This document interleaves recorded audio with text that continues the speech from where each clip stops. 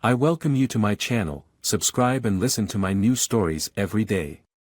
I lean back in the car seat, letting the hum of the engine drown out the silence between Tom and me.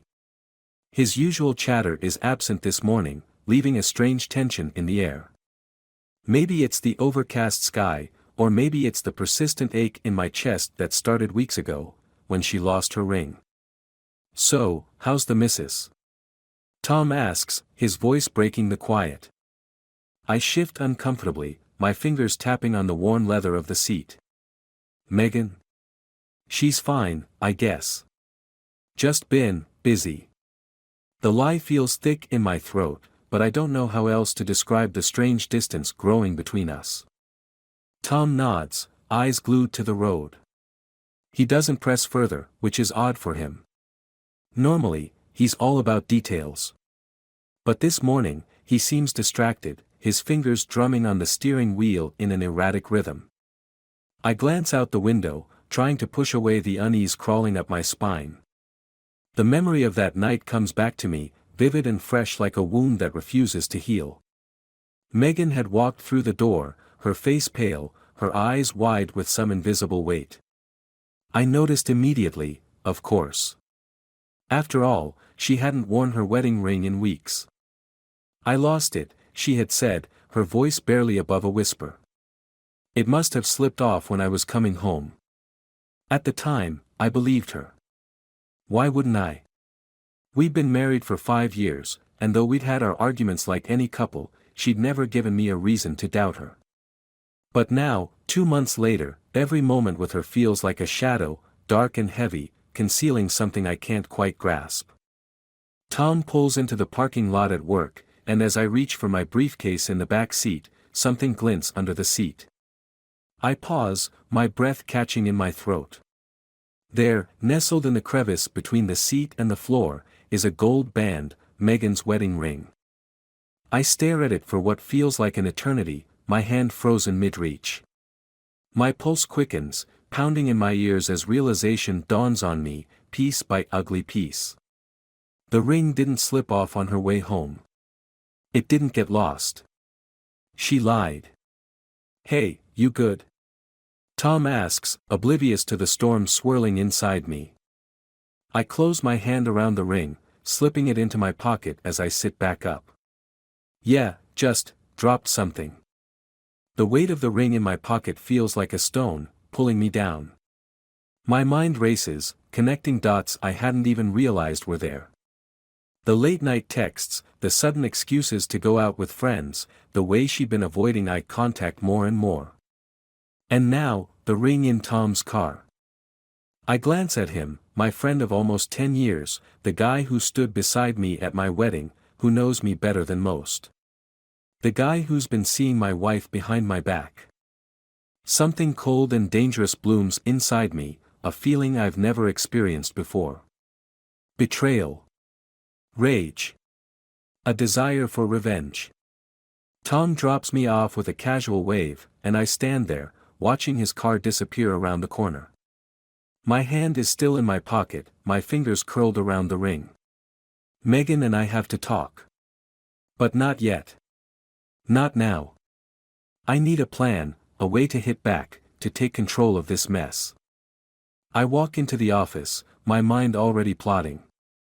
She thinks I'm oblivious, that her secret is safe. But now that I know the truth, everything will change. I send Megan a quick text, "Dinner tonight? I miss you." Her reply is almost instant, "Of course, baby." 7 p.m. I stare at the message, my fingers tightening around my phone. Tonight will be different. She won't see it coming, the way I didn't see her betrayal. But by the time I'm done, she'll know exactly how it feels. A small, cruel smile tugs at my lips as I pocket my phone. This is only the beginning.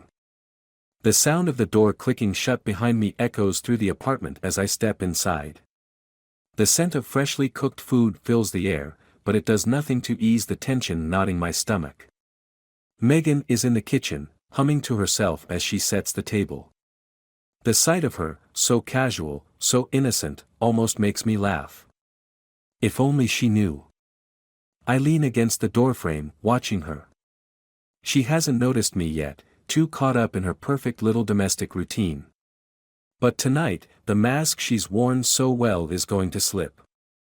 "Megan," I say, my voice steady despite the storm brewing inside me. She glances up, smiling as she brushes a strand of hair from her face. "Hey, you're home. Dinner's almost ready. How was work?" "How was work?" The casualness of her question grates on my nerves, but I force a smile. "Same old. You know how it is." She nods, turning back to the stove. "Yeah, I do." Her back is to me now, and for a moment, I wonder if she's thinking of him, of Tom. How many nights has she smiled at me like this, only to slip away later, using some excuse to be with him? I walk into the kitchen, leaning over the counter as I watch her move. Every little gesture she makes is a lie, every word she speaks feels like a betrayal. But tonight, I'm not playing the fool anymore. "You look nice," I say, letting my gaze linger on her, testing her response. She blushes slightly, glancing at me over her shoulder. "Thanks. I thought I'd make a special dinner for us. You've been so stressed lately." The irony of her words almost makes me laugh. Stressed. She has no idea. "Yeah, it's been a tough couple of months." Megan frowns slightly, setting the plates down. "I know. I'm sorry about everything." Her hand goes to her bare finger, where her wedding ring used to be. She's playing the part well, remorseful, guilty. But now I know the truth. I pull out the chair and sit, watching her. "About that ring. You never did tell me where you lost it." She freezes for just a second, a barely perceptible pause, but I catch it. Her hands shake slightly as she pours wine into my glass. "I told you. I think it slipped off on my way home from the gym. I've lost a little weight recently, remember?" "Right. That's what you said." I take a slow sip of the wine, savoring the moment. "Funny thing, though, I found it today." Megan's hand, still holding the wine bottle, hovers in the air. Her eyes meet mine, wide and surprised. You found it?" "Yeah." I reach into my pocket and pull out the gold band, holding it between my fingers. "Under Tom's car seat." Her face goes pale. The bottle of wine slips from her hand, crashing to the floor in an explosion of red liquid and glass. Megan's mouth opens, but no sound comes out. She's frozen, caught between trying to come up with another lie and facing the truth. I stand up slowly, walking around the table. The shattered glass crunches under my feet as I close the distance between us. "I didn't think much of it at first," I say, my voice low, controlled. But then it hit me. All those late nights, the sudden gym trips, the excuses. And now, finding your ring in his car. It all makes sense, doesn't it?" Megan steps back, her hands trembling. It's not what you think." I laugh, but there's no humor in it. "Isn't it? Then tell me, Megan. What is it? Because right now, it looks like you've been screwing my best friend behind my back." Her lips part as if to speak, but no words come. Instead, she drops into a chair, burying her face in her hands. "I didn't mean for it to happen," she whispers, her voice barely audible. "But it did," I reply coldly. "And you lied. 4 months." The silence between us grows heavier, suffocating.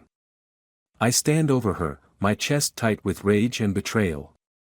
This woman, the one I thought I knew better than anyone, has torn my world apart.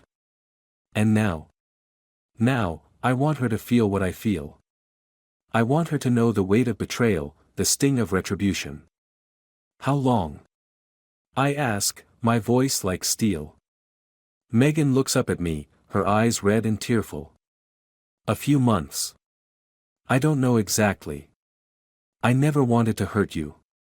"Never wanted to hurt me?"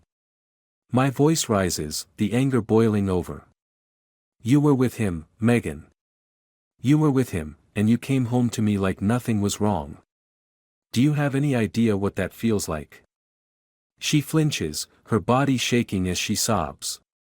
But her tears don't move me. They only fuel the fire inside me. You know what? I don't care. I step back, my eyes narrowing as I study her, broken and pathetic in the chair. You and Tom, you deserve each other. But you don't deserve me. You never did. I grab my jacket and head for the door. Behind me, I hear her stand, her voice desperate. Wait. Please, let's talk about this. We can fix it. I'll end things with Tom, I swear. I turn, my hand on the doorknob, and look at her one last time. Fix it? There's nothing left to fix, Megan. You made your choice, and now I'm making mine. With that, I slam the door behind me, the sound echoing through the hallway. As I walk out into the cold night air, a strange sense of calm washes over me. The plan is forming in my mind, sharp and precise. This isn't over. Not yet. Megan and Tom have no idea what's coming for them. As I get into my car, I pull out my phone and dial a number I never thought I'd use. The voice on the other end picks up after a few rings. It's me, I say, my voice steady. I need a favor. The cold wind bites at my face as I sit in my car outside the small bar on the edge of town. The place is barely lit, a neon sign flickering above the entrance, casting shadows across the cracked pavement. I'm waiting for Tom. He has no idea that tonight is the night everything changes. I lean back in my seat, the phone heavy in my hand. The number I called earlier is burned into my memory, a connection I swore I'd never use. But desperate times call for desperate measures. I glance at the clock, 7:45 p.m. Tom's always late. Predictable. Typical. Just like Megan. I close my eyes for a moment, my grip tightening on the steering wheel. Images of her and Tom flash through my mind. Them together, laughing, whispering, touching. The betrayal still burns, and the anger is constant now, like a second heartbeat pulsing through my veins. But tonight, I'm taking control. My phone buzzes in my hand. A text from Tom, on my way, just grabbing a quick drink at Rudy's. Be there soon. I smirk. Rudy's is his spot, the place he goes to unwind when he doesn't want anyone to know where he is. Except I know. I've always known. I start the car and head that way, my mind racing through the plan. Step by step, piece by piece, it's coming together perfectly. When I arrive at Rudy's, I spot Tom's car parked in its usual spot near the back. I pull up next to him, the headlights briefly illuminating the interior of his car. He's inside the bar, a beer in hand, chatting up the bartender like he's got all the time in the world. I park and step out, taking a deep breath. The night air is sharp, but it clears my head. I walk in, the familiar ding of the bell above the door announcing my entrance. Tom looks up, surprised, but he quickly masks it with a grin. Hey, man, he calls out, raising his glass in greeting. Didn't expect you here. I force a smile and slide into the seat next to him. Yeah, figured I'd join you for a drink before we head out. He chuckles, taking a swig of his beer. Good call. Rough day. You could say that, I reply, my eyes narrowing slightly. Megan and I had a talk. Tom raises an eyebrow, feigning concern. Oh yeah? Everything all right? For a split second, I want to punch him. Right here, right now. But I hold back. This isn't the time. Not yet. Yeah, we worked some things out, I say, the lie slipping easily off my tongue. In fact, we had a real heart-to-heart about a lot of things. I glance at him, watching for his reaction. Like that ring of hers. Turns out it wasn't lost after all. His face twitches, just for a moment, before he hides it behind a laugh. Oh. Where'd she find it? I lean in slightly, lowering my voice. Funny story. It was under your car seat. Tom freezes, his hand gripping his glass just a little too tight. His smile falters, but he recovers quickly. That's weird. Must have fallen off when I gave her a ride last week. You know how tiny that thing is. Easy to miss. I nod slowly, pretending to believe him. Yeah, must have been it. I pause, then add, anyway, I'm glad we got it sorted. Feels like we're turning a new page. In fact, Megan and I were thinking about having a little gathering soon. You know, just close friends. Maybe this weekend? Tom looks relieved, the tension in his shoulders easing. That sounds great, man. You two deserve it. I smile, but it doesn't reach my eyes. Yeah, we do. After a few more minutes of small talk, I tell him I've got to make a quick stop before we meet up later. He waves me off, returning to his drink without a second thought. As I walk back to my car, I pull out my phone and dial the number again. The voice on the other end picks up immediately. Is everything in place? It asks, low and controlled. Yeah, I reply. We're all set. Saturday night. You know the spot. Good. It'll be done. I hang up, slipping the phone back into my pocket as I drive home. The plan is simple: lure them both into a false sense of security, let them think everything is fine. Let Tom think he's still got the upper hand, and let Megan believe that I'm clueless. But come Saturday, they're going to realize just how wrong they are. The rest of the week passes in a blur of fake smiles and forced conversations. Megan tries to play the part of the loving wife, acting like nothing is wrong. But I see through her now. Every touch, every word she says to me feels like poison. I don't know how I ever missed it before, how I let myself be blinded by her lies. Saturday comes faster than I expected. The house is prepped, the drinks are chilled, and the stage is set. Megan's been in a good mood all day, thinking we're hosting a normal get-together. I watch her as she moves around the living room, adjusting pillows and setting out snacks like this is any other weekend. But I know better. By the end of tonight, her entire world will come crashing down. Tom arrives first, as usual. He walks in with his usual swagger, giving me a casual nod as he heads straight for the fridge. Hey, man. What's the plan tonight? Just us, or are we expecting a crowd? Just us for now, I say, pouring myself a drink. Figured we'd keep it small. Megan appears from the kitchen, flashing Tom a smile that makes my stomach churn. I wonder how many times they've shared secret glances like that right in front of me, laughing behind my back. The doorbell rings, and my pulse quickens. The final piece of the puzzle. I open the door, and there he is, a tall, shadowy figure dressed in a dark coat. His face is hard, unreadable. He nods at me, stepping inside without a word. I lead him into the living room, where Megan and Tom are sitting, laughing at some inside joke I no longer care to understand. Megan looks up, her smile fading as she sees the man. Who's this? I turn to her, my voice calm and steady. This is a friend of mine. He's here to help me with something. Tom stands, looking between me and the stranger, confusion spreading across his face. What's going on, man? I step closer, my eyes never leaving theirs. What's going on is that I'm done playing the fool. I know everything. The affair, the lies.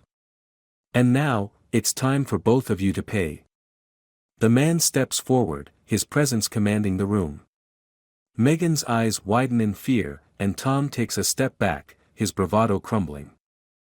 I smile, a slow, cold smile, as the room falls into silence. Let the games begin. The tension in the room is thick, almost suffocating, as the stranger and I stand facing Megan and Tom.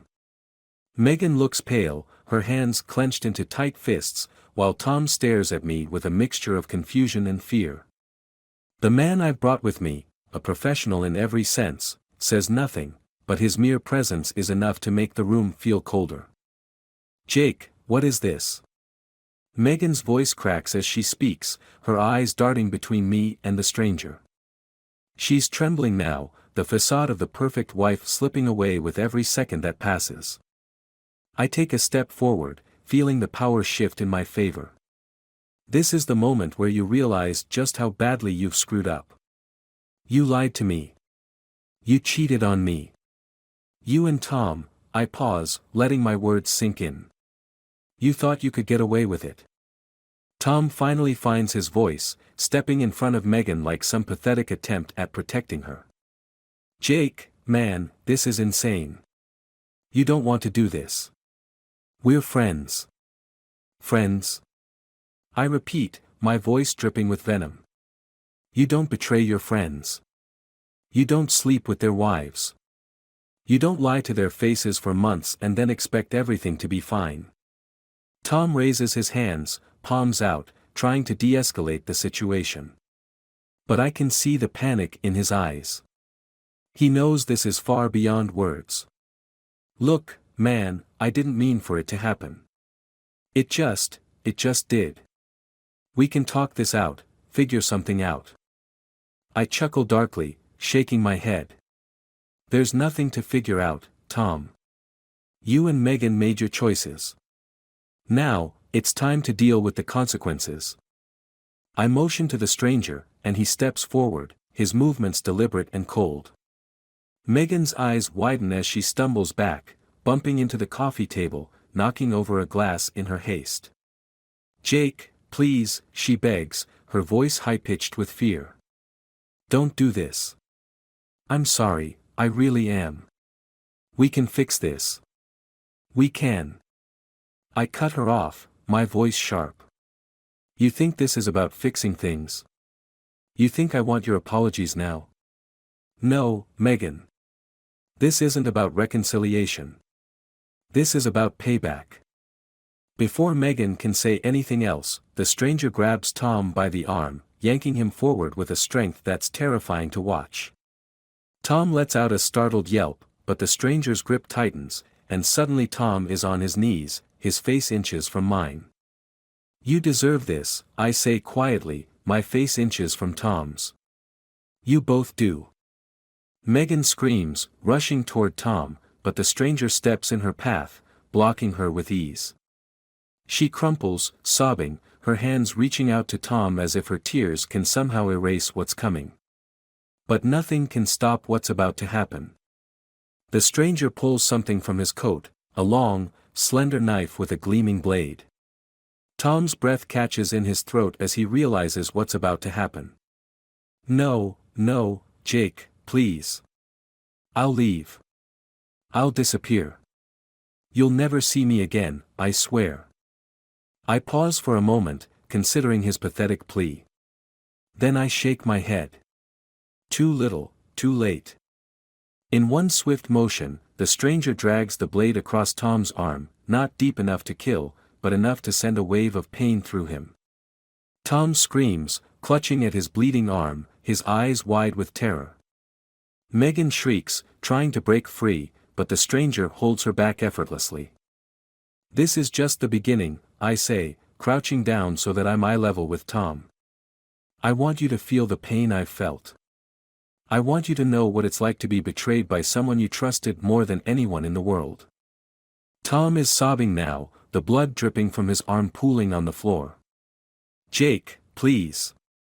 I'm sorry, I'm so sorry." I look at him, my face expressionless. "You're only sorry because you got caught." The stranger pulls Tom up by the collar, dragging him toward the door. "We'll deal with him later," I say, turning my attention to Megan, who's still sobbing, her body shaking with fear. She looks up at me, tears streaming down her face. "Jake, please, don't hurt me. I love you." I feel a surge of anger at her words. Love? You don't know the meaning of the word. You destroyed everything we built together for him. You lied to me every day for months. You made me look like a fool. She collapses onto the floor, her hands clutching at her face as she sobs uncontrollably. I stand over her, my heart cold, my mind set. There's no forgiveness for what you've done, Megan.